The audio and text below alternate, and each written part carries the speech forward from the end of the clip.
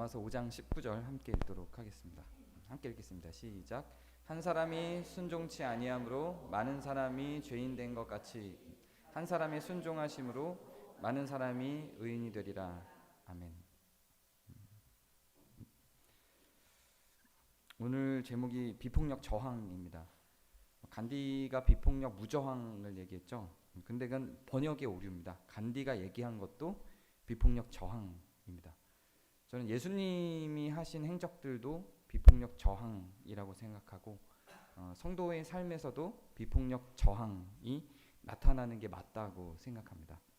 이거는 신학적인 깊은 논쟁들이 있고 비폭력 저항이 즉 사회적 참여가 성도들의 삶에 나타나는 것이 잘못됐다고 주장하는 그런 사람들의 주장 중에 가장 핵심적인 요절이 오늘 이 요절입니다. 그래서 그게 왜 잘못됐는지를 좀 접근을 하고 왜 성도들이 사회적 참여를 하고 비폭력 저항을 해야 되는 것인지에 대한 좀 증명을 해나가려고 합니다.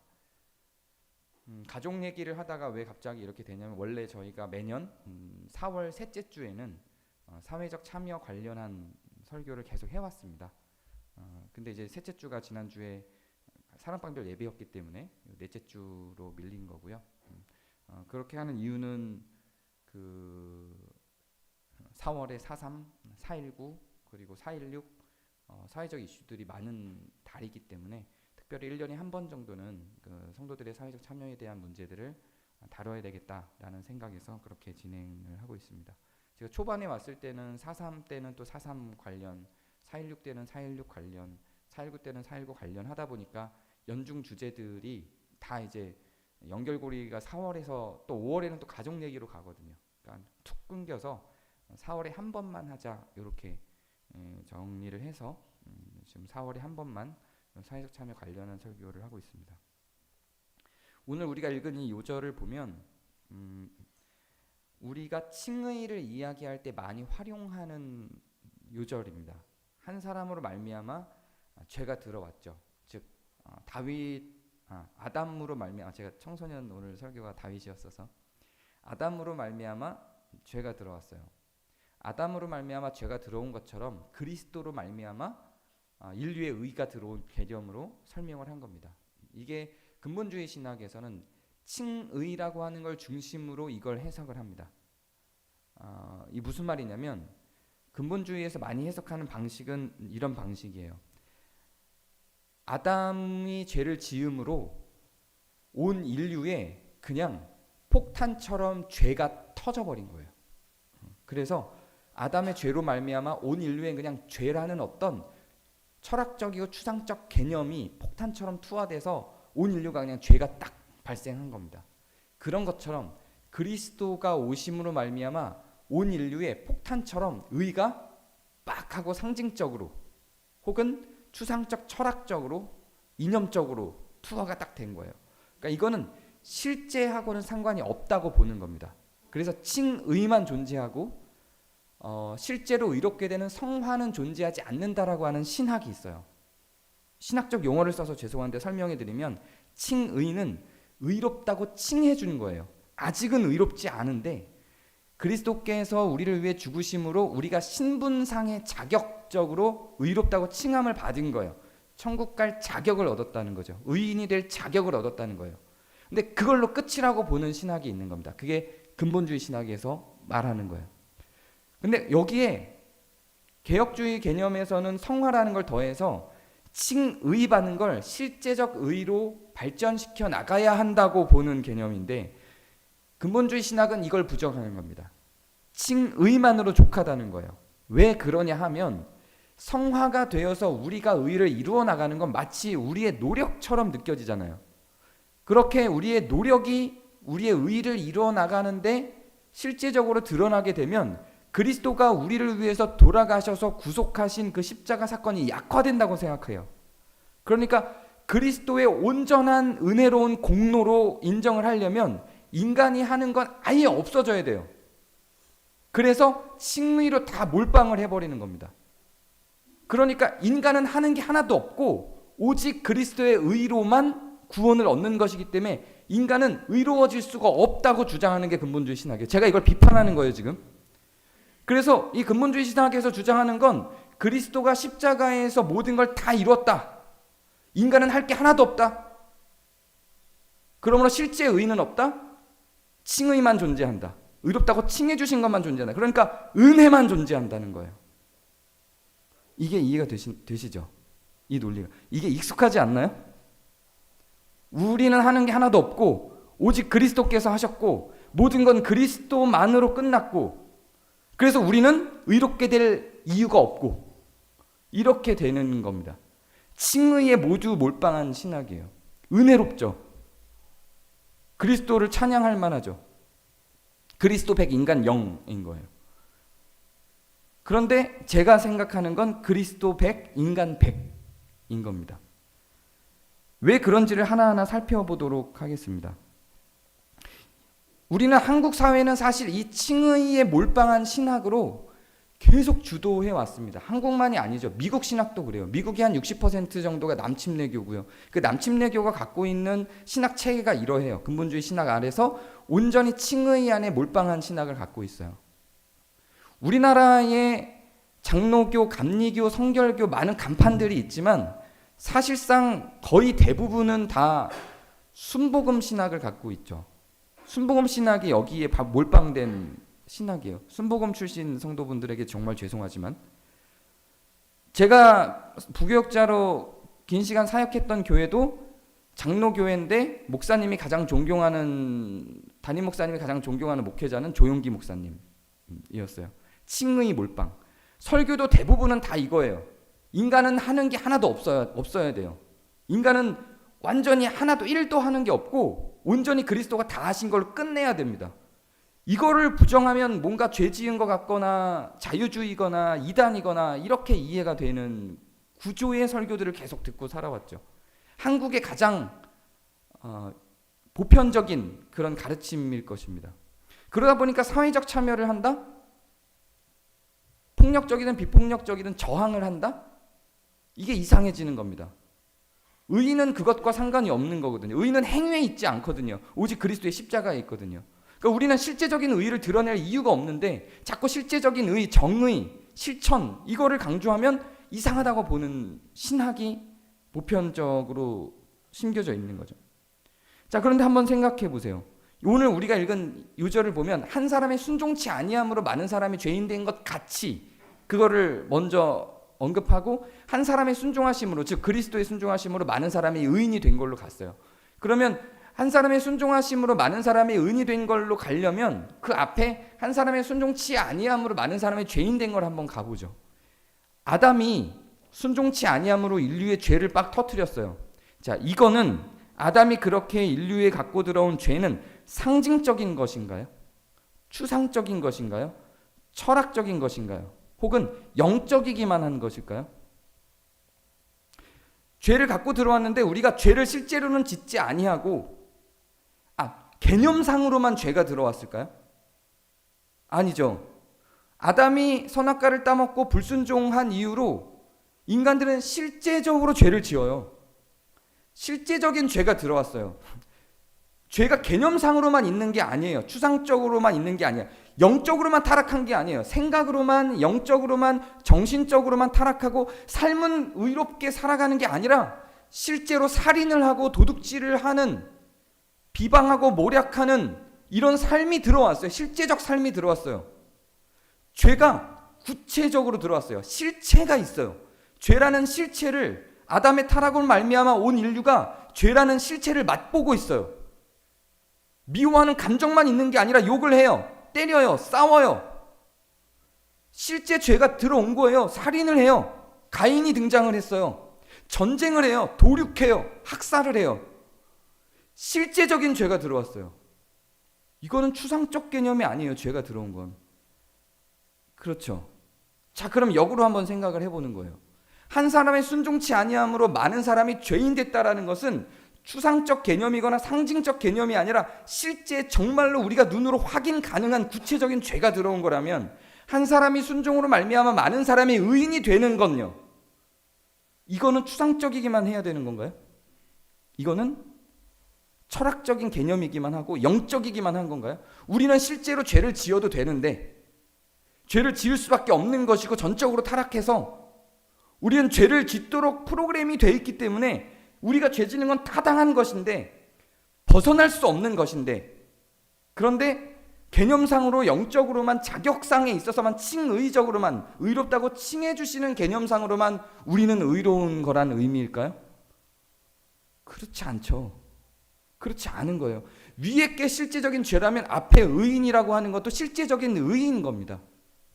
그래서 이렇게 가야 되는 거예요. 한 사람이 순종치 아니함으로, 즉 아담으로 말미암아 이 세상에 죄가 들어온 게 실체라면, 구체적인 죄들이 있는 거라면, 한 사람의 순종을 하심으로 말미암아 많은 사람이 의인이 되는 건 실제적인 의예요. 그거는 영적인 개념만 있는 게 아닙니다. 우리가 마음속에만 의가 있고 실제로 행동하는 건 죄가 나올 수밖에 없는 구조가 아니라는 얘기예요. 모든 행동이 다 죄입니다. 그래서 저도 이 신학에 빠져서 무슨 삶을 살았냐면, 제가 의로운 행동을 해놓고요, 의로운 행동을 했어요. 착한 행동을 했어요. 그러면 착하다고 이걸 인정하면 더 죄책감이 드는 거예요. 내가 의로운 행동을 해놓고, 내가 의로운 행동을 했는데 여기서 자만하고 교만하면 안 돼. 교만하면 안 되고 이 의로운 행동 안에도 분명히 죄가 있을 거야. 이렇게 생각하고 그 의로운 행동 안에서 죄를 찾으려고 노력하는 거예요, 제가. 그 근본주의적 신학이 내 안에 들어와서. 그래서 의로운 행동을 했지만 이 의로운 행동조차도 타락을 했어. 왜냐하면 나도 이 행동을 하는 과정 중에 교만했고 이걸 드러내고 싶어하고, 이렇기 때문에 이거는 의가 아니라 죄야. 근본주의 신학에 의하면 의라고 하는 거는 영적인 것일 뿐이지 실체적이고 구체적인 게 아니기 때문에 내가 이걸 의라고 생각하면 안 된다는 생각이 드는 거예요. 신학이 성경을 버린 거예요. 분명히 여기에는 많은 사람이 의인이 되리라고 했어요. 그러면 의인이 되는 거예요. 우리는 의로워지는 거예요. 실제 우리의 삶에서 의는 드러나는 거예요. 우리는 의인이 될 수 없다라고 하는 가치가 우리를 어떻게 만드냐면 의를 포기하게 만들어요. 의롭지 않아도 되는 것처럼 생각하게 만들어요. 성경이 우리가 의인이 되어야 한다고, 의를 실천해야 한다고, 의가 삶 속에서 드러나야 한다고 가르치는 것을 중심으로 간다면 우리는 그거에 대한 강박이 생기겠죠. 그래서 의롭게 살려고 노력을 하겠지만 그렇지 않아도 돼. 인간은 어차피 죄인이야. 100% 타락했어. 전적으로 타락했기 때문에 우리가 하는 행동은 어차피 의롭지 않은 행동들이야 라고 생각하고 사는 삶에서는 의를 실천하는 이유가 없는 거예요. 왜냐하면 그리스도가 다 했으니까. 그렇죠. 그래서 교회 안에 죄가 더 많이 드러나는 현상들이 있죠. 만약에 죄가 이 세상에 들어온 게 실체적이고 구체적인 거라면 여기서 말하고 있는 의인이 된다는 건 실체적이고 구체적인 게 맞는 겁니다. 그럼 우리가 의인이 된다라고 하는 건 우리가 실제로 그것을 위해서 행위를 보이는 게 맞는 거예요. 그렇다고 해서 그리스도의 십자가가 무의미해지지 않습니다. 그걸 위해서 하신 거예요. 오히려 우리가 그렇게 실체로서의 의가 드러나야 그리스도의 십자가가 유익하고 의미가 있는 거예요. 우리 그리스도께서 십자가에 지신 이유는 뭐라고 얘기하고 있냐면 우리가 의인이 되게 하기 위해서 십자가에 지신 거예요. 근데 우리가 의인이 안 되면 그리스도의 십자가는 무의미해지는 거예요. 이게 맞는 거죠. 그리스도의 십자가가 유익하고 정말로 그게 효과적이라면 우리는 의인이 되고 세상은 의로워지는 게 맞는 겁니다. 그리스도가 나 개인을 위해서만 돌아가셨을 뿐만 아니라 온 인류를 위해서 돌아가셨다라고 한다면 나 개인도 이루어지고 온 세상도 의로워지는 게 맞는 겁니다. 그래서 만약에 이 세상이 점점 타락한 세상으로 흘러가는 거라면, 그리고 나도 살아가면 살아갈수록 점점 죄된 인생만을 살아가고 있다면 그리스도의 십자가는 무의미해지는 거예요. 오히려 우리가 죄인 되면 죄인 될수록 그리스도께서 그리스도의 십자가가 의미를 발휘한다라고 하는 사상은 거짓말입니다. 속이는 거예요. 바울이 그런 이야기를 하기는 했어요. 우리가 죄인됨을 알아갈수록, 죄인됨을 확인할수록 그리스도의 십자가가 빛난다는 말을 했죠. 그 말은 우리가 우리의 죄에 대해서 점점 더 민감해진다는 의미예요. 우리가 우리의 죄에 대해서 점점 더 민감해진다라고 하는 건 우리가 점점 더 의로워진다라는 의미예요. 의로워지면 의로워질수록 죄에 대해서는 점점 더 민감해지죠. 그게 당연하고 자연스러운 겁니다. 그래서 우리가 실생활에서 실제로 구체적으로 우리의 의를 드러내는 삶을 살수록 그리스도의 십자가는 퇴색되는 게 아니라 오히려 빛나는 겁니다. 왜냐하면 그걸 위해서 돌아가셨기 때문에. 만약에 우리의 삶이 계속해서 죄인들의 삶을 살아간다면 그때야 그리스도의 십자가가 퇴색되는 거예요. 반대로 된 신학이 이상하게 미국과 한국 사회를, 한국 신학계를 점령하고 있었죠. 저는 그렇게 생각합니다.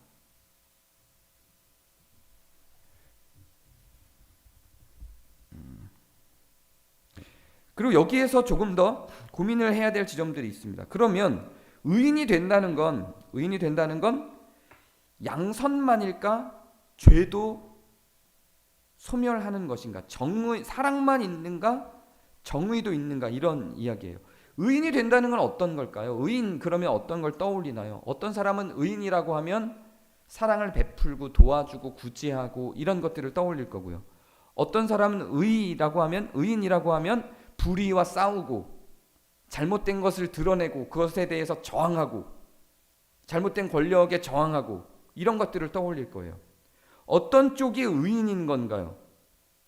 둘 다겠죠. 둘 다예요. 의인이 된다라고 하는 건 선행만을 의미하지는 않습니다.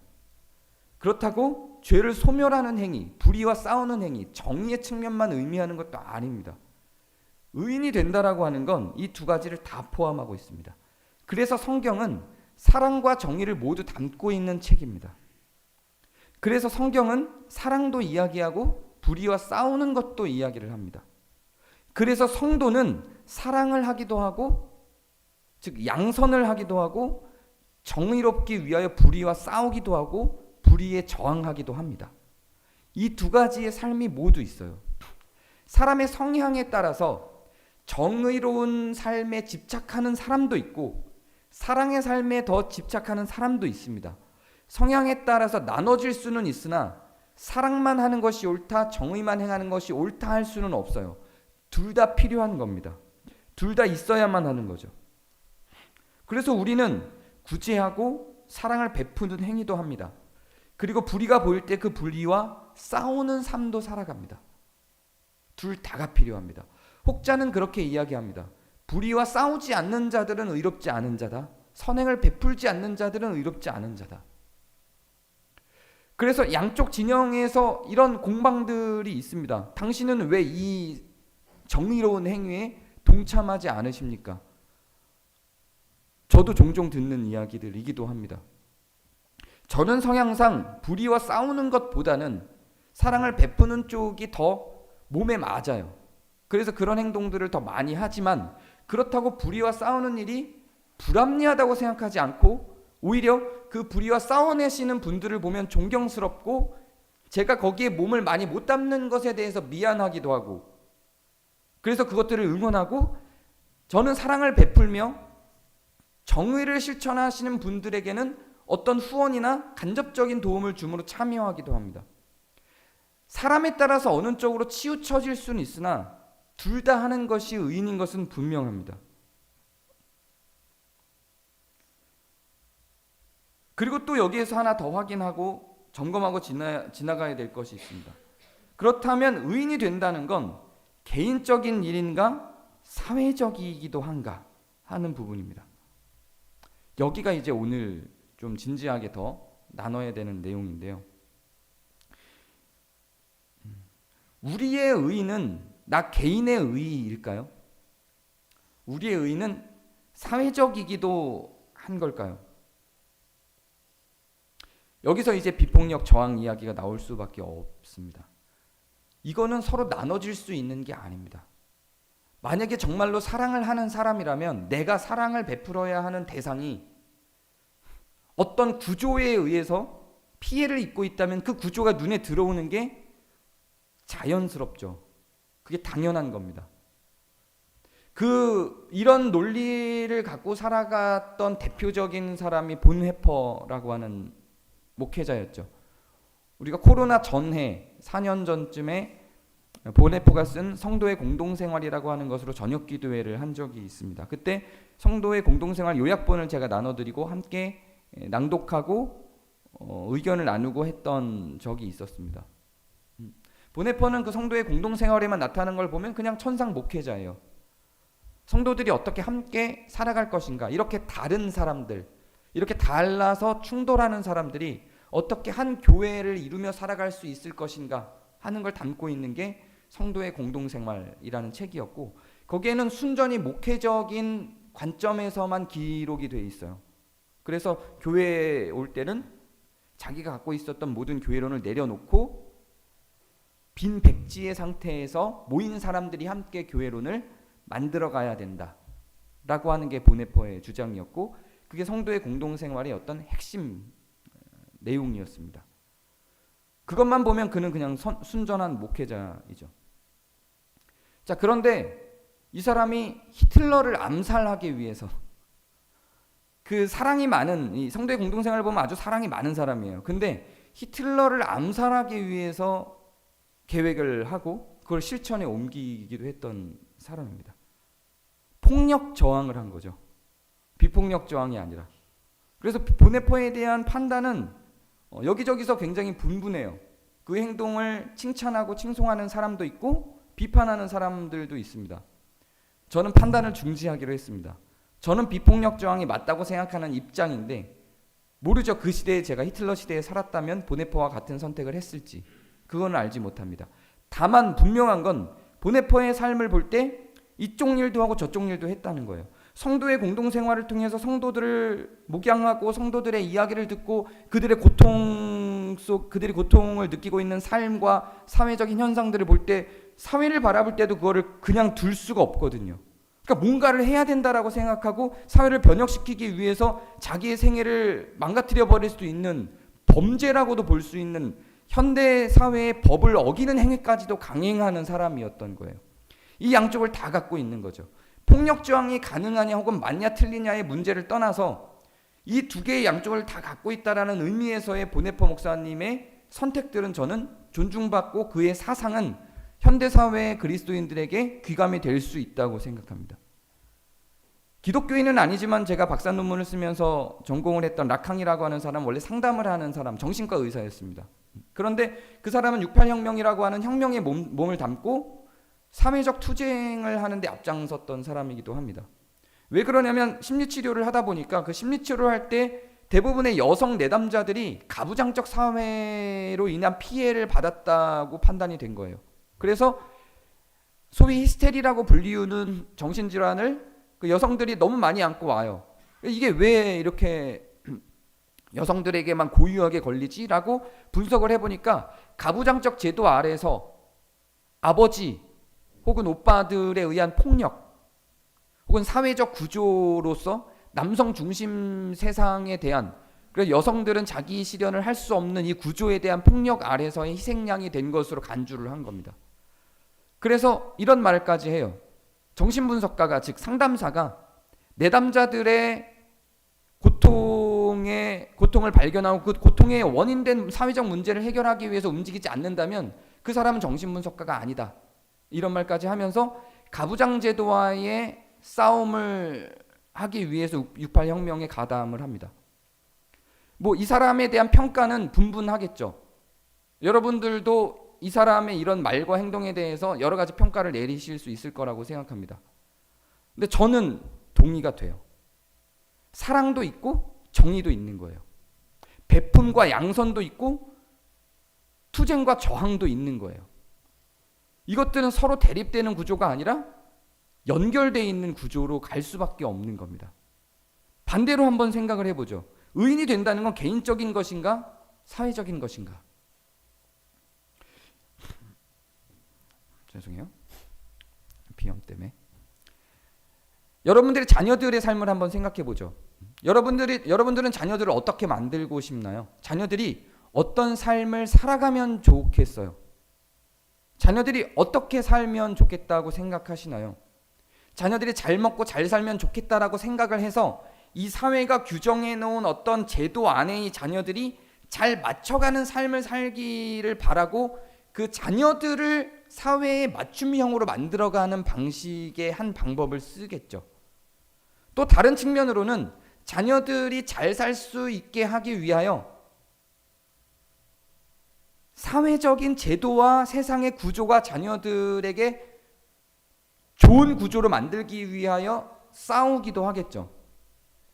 전에 김재용 성도님이 와서 강의를 했던 강의 내용을 들으신 분이 있을지 모르겠어요. 워낙 긴 강의였기 때문에 다 말할 수는 없지만 그 중에 한 내용만 보자면, 한 부분만 보자면 부모들의 이야기예요. 부모들이 김재용 성도와 함께 투쟁을 합니다. 사회 참여를 해요. 왜 그러하죠? 왜 투쟁을 하고 사회 참여를 하냐면 자기의 자녀가 장애 판정을 받고 세상에서 살아가기 힘든 조건 하에 있어요. 그렇다면 이 부모들이 선택할 수 있는 건 이 자녀들을 사회에 적응하게 하기 위하여 교육하고 양육하는 것 하나와 사회가 이런 자녀들조차도 잘 살 수 있는 사회로 바꿔내는 것과 이 두 가지를 다 할 수 있는 거죠. 이게 부모의 마음이겠죠. 당연히. 여기에 이미 사랑과 정의가 있는 거예요. 자녀를 향한 사랑과 이 사랑을 실천하고 이 사랑이 온전히 실현되게 하기 위한 사회적 투쟁과 정의가 그 안에 또 있는 겁니다. 이게 당연한 거고 자연스러운 활동이죠. 물론 사회적 저항까지 생각이 안 갈 수 있어요. 그걸 내가 할 수 있다고 생각하지 않을 수도 있어요. 그런데 나는 이 자녀를 케어하는 것만으로도 버겁고 힘들어서 저항할 마음을 가질 수조차 없을 수도 있어요. 이미 지쳐 있을 수 있어요. 이것만으로도. 그건 그거대로 충분히 이해가 되고 인정이 되는 부분입니다. 그러나 무엇이 기본이냐라고 하는 걸 이야기할 때, 무엇이 있어야 되냐라는 걸 이야기할 때 사랑만 있기 위해서 정의가 실현되지 않는다면, 즉 내가 양선을 하기 위해서 저항이 없다면 이 양선은 밑빠진 독에 물붓기예요. 사회적인 변화와 사회적인 진보가, 사회적인 성장이 있지 않으면 이 양선 자체는 밑빠진 독에 물붓기입니다. 이 양쪽이 같이 가는 게 맞는 겁니다. 세월호가 터지고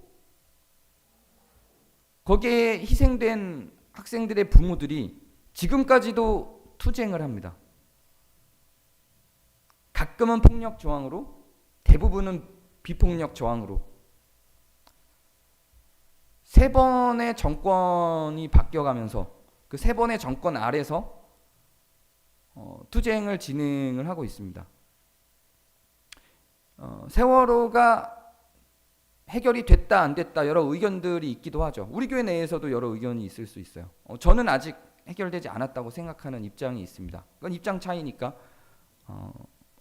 다른 생각을 가질 수 있죠. 근데 제가 그냥 보고자 하는 건 이거예요. 그 부모님들이 무엇을 하고 어떻게 했는가인 거예요. 지금 만약에 그 아이가 세월호에서 생존을 했다라고 한다면 그 아이 케어하는데 모든 에너지가 쏟아 부어졌겠죠. 근데 여기에 더 이상 투여될 에너지가 없어요. 여기에 더 이상 투여될 에너지가 대상이 없어졌어요. 대상이. 나머지 에너지는 그럼 어디로 가나요? 나머지 에너지는 저항으로 가는 거예요.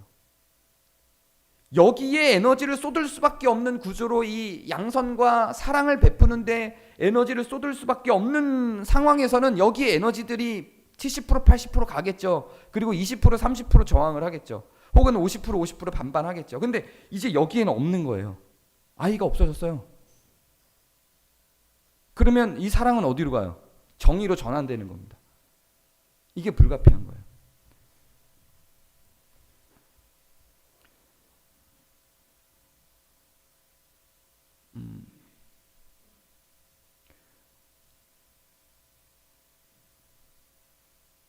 연구 동의를 받고 연구가 진행되는 과정인 거기 때문에 동의가 된 거라 밝히기도 하고 그럴 수 있는 건데, 이태원 참사 현장에 있었던 사람의 생존자의 부모를 상담을 하고 있어요. 여기도 마찬가지예요. 처음에는 자기 자녀를 케어하는 데만 모든 에너지를 썼어요. 근데 이걸로 부족한 거예요. 왜냐하면 사회적 시선이 있으니까. 그러게 거기를 왜 갔어? 라는 시선이, 이 1차 피해, 이태원 참사를 겪었던 그 1차 피해, 그 1차 피해보다 더 큰 피해가 2차 피해예요. 사회적 시선. 니네들이 놀다 그런 거 아니야. 이 사회적 시선 이게 더 힘든 거예요. 그래서 자살 시도를 2번을 했어요. 생존자. 그거 부모를 상담하는데. 근데 처음에는 자기 자녀를 케어하는데 모든 에너지를 다 썼어요. 생존자의 우울과 이걸 관리하는데 모든 에너지를 다 썼어요. 근데 이제는 사회적 참여를 합니다. 비폭력 저항을 시작을 했어요. 그분이. 왜 그럴까요? 그럴 수밖에 없게, 이거는 연결되어 있을 수밖에 없어요. 사랑과 정의는 나눠져 있는 게 아닙니다. 어디선가 맞닿아 있게 돼 있어요. 누군가는 에너지가 사랑 쪽으로 흐르고 누군가는 정의 쪽으로 흐르는 거지, 그거는 결국 맞닿아서 어딘가에서는 만날 수밖에 없습니다. 그게 만나는 지점에 있는 사람들이 있어요. 그게 세월호 유가족들과 이태원 참사 유가족들이 그 예인 거죠. 그 만나는 지점에 있는 사람이 보네퍼 목사나 라칸 같은 사람이었던 거고, 그 만나는 지점에 핵심적으로 있는 분이 바로 그리스도였다고 저는 생각합니다. 그리스도의 삶은 어떠했나요? 그리스도의 삶을 자추적해 보면 그리스도는 혼자 외롭게 자기 스스로 자기 혼자만 의를 행하다가 가셨나요? 그렇지 않았어요. 사회를 변혁했어요. 대제사장과 서기관들, 정치인들을 향해서 독사의 자식들아라고 외치면서 그들의 잘못된 것들을 꼬집고 그걸 수정하기를 요청했어요. 처음엔 12명, 그 다음 70명, 나중에는 5,000명 이상의 제자들을 양성해서 사회로 파송을 했어요. 너희들이 가서 세상을 바꾸라고 했어요. 마지막 지상명령으로는 가서 복음을 전하라고 하면서 사회변혁을 명령하고 올라가시기도 했어요. 수도사들이 있습니다. 수도사들은 자기 혼자 동굴에서 수도를 합니다. 이거는 양선도 없죠. 양선도 없어요. 그냥 자기 수양이에요. 이게 무의미하다거나 무가치하다는 건 아니에요. 저는 수도하는 과정도 굉장히 좋아하고 가끔 거기에 빠져 있기도 하고 종종 저는 그런데 귀하는 꿈을 꾸기도 합니다. 저한테는 사실 어떤 측면에선 수도가 몸에 맞아요. 되게 적성에 되게 맞아요. 혼자 그냥 목탁 두드리면서 묵주를 넘기면서, 이게 저한테는 사실 기독교보다는 불교가 조금 더 맞는 경향도 조금 있어요. 그래서 수도사들을 좋아해요. 굉장히 좋아요. 비판하거나 비난하는 게 아니에요. 근데 그렇게 동굴 안에서 혼자서 수도하는 건 사실 성경적이지는 않습니다. 다른 종교에서 하는 거면 이해가 돼요. 근데 성경적이진 않아요. 성경을 들고 있는 사람이라면 그렇게 혼자 수도하고 있을 수 없어요. 변화산에서 예수님의 제자들이 여기에 텐트 치고 우리끼리 있읍시다 할 때 예수님께서 세상으로 가라라고 명령을 하죠. 그게 기독교예요. 비폭력 저항과 양선은 통화뿐만 아니라 수도 수양도 그 중심 안에 있어요. 도에 이르면 여기서 도는 도교의 도가 아니라 기독교의 그 도에 이르면, 십자가의 도에 이르면 우린 세상으로 가서 저항을 할 수 있는 어떤 지점에서 만날 수밖에 없어요. 그건 자연스럽고 당연한 겁니다. 그렇다면 예수님을 닮는다는 건 과연 무엇일까요? 예수님을 닮는다는 건 저희가 이제 이라크하고 사우디에서 선교를 할 때 그 아랍인들은 이거 수염 기르잖아요. 복장이나 이런 것도 이렇게. 우리 보고 물어보더라고요. 니네는 예수를 따르면서 왜 예수님을 닮지 않아? 실제로 들은 이야기예요. 그 사람들이 그렇게 유지하는 이유도 그거예요. 무함마드를 따라하기 위해서요. 그대로 외형부터 닮는 거죠. 그분을 닮는다는 건 무엇일까요? 뭘 닮는 걸까요? 우린 그분의 어떤 걸 닮고 있을까요? 말투? 복장은 뭐 당연히 아닐 거고요. 그분 개인적으로 갖고 있었던 인격 뿐만 아니라 그분이 하셨던 제자 양육과 그분이야말로 비폭력적인 저항을 했죠. 십자가에 달리라니까 달리기는 했죠. 그러나 부당함을 선언하셨죠. 그러한 것들, 그분의 행동, 그건 그리스도니까 할 수 있었던 거지가 아니라 실제로 그분을 닮는다는 건 그런 것들을 포함해서 닮는 거죠. 저는 그렇게 생각합니다.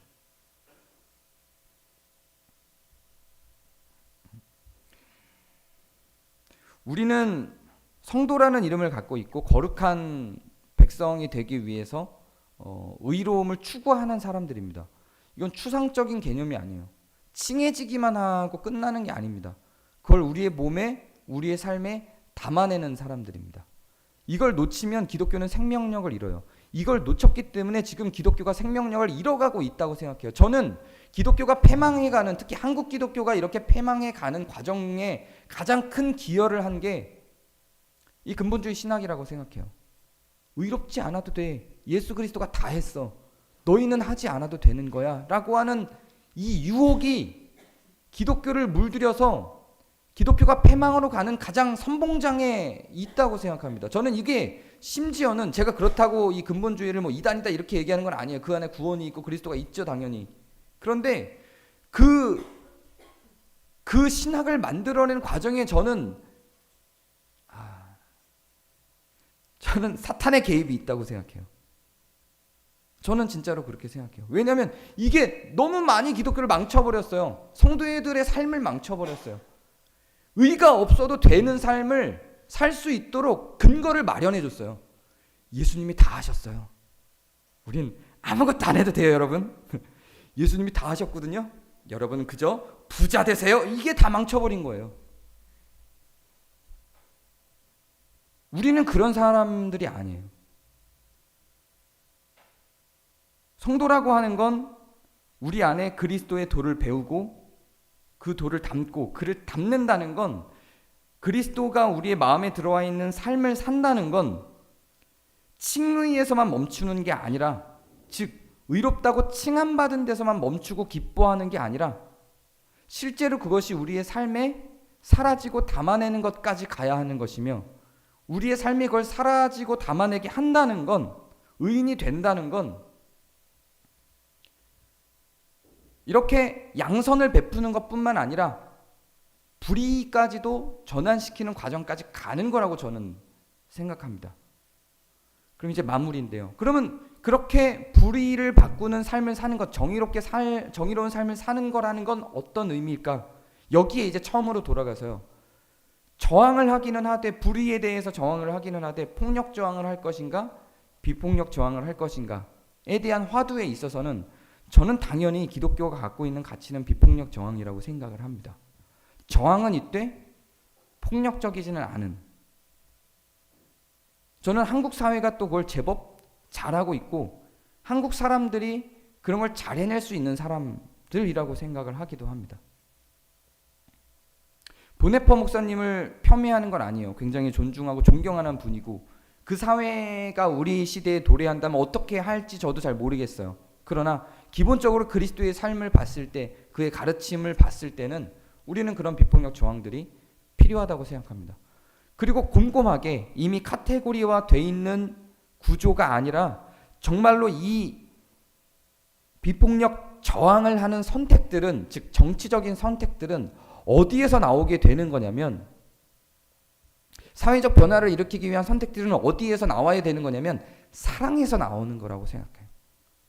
그래서 그 카테고리와 이데올로기 자체에 대해서 구분하는 게 아니라 지금 우리가 발을 딛고 있는 현실에서 정말로 약자와 소수자들이 피해를 받고 있는 그 현장에서 그들에게 양선을 베푸는데 필요한 제도와 구조, 바꿔야 될, 저항해야 될 대상이 무엇인가를 생각해 볼 때 우리는 사회에 어떻게, 어떤 부분에 대해서 저항할 것인가를 고민해 볼 수 있다고 생각해요. 이미 정치적인 이데올로기화가 돼 있는 이념의 체계 안으로 들어가면 논리 싸움이 돼버려요, 나중에는.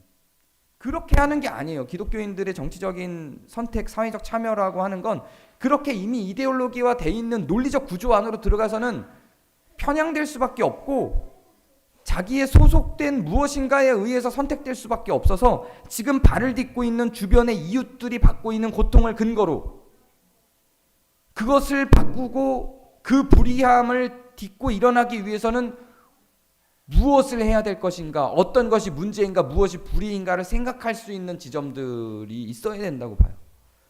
저는 그게 성도들의 사회적 참여로서의 선택이 될 수 있다고 생각합니다. 네, 가족 이야기를 하다가 갑자기 4월을 맞이하여 사회적 참여에 성도들의 삶에 대한 이야기를 더 나눠봤습니다.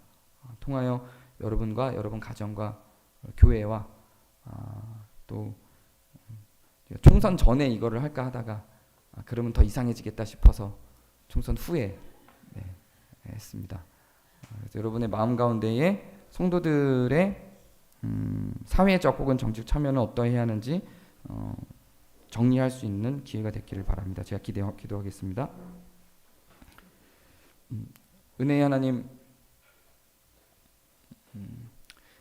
사랑 가운데에서 우리 가운데 임하여 주시고 또 양된 우리를 위하여 또 대제사장과 서기관들을 향하여 독사의 자식들아 라고 책망하시고 제자들을 양성하여 사회를 변혁시켜 나가기를 모든 삶을 내주며 살아내신 그리스도, 그 삶을 우리 또한 본받아 우리의 삶에서도 양선 사랑을 베풀 뿐만 아니라 정의에 눈을 뜨고 또한 불의에 저항할 수 있는 용기와 마음을 허락해 주시옵소서. 우리 구주 예수 그리스도의 이름으로 기도합니다.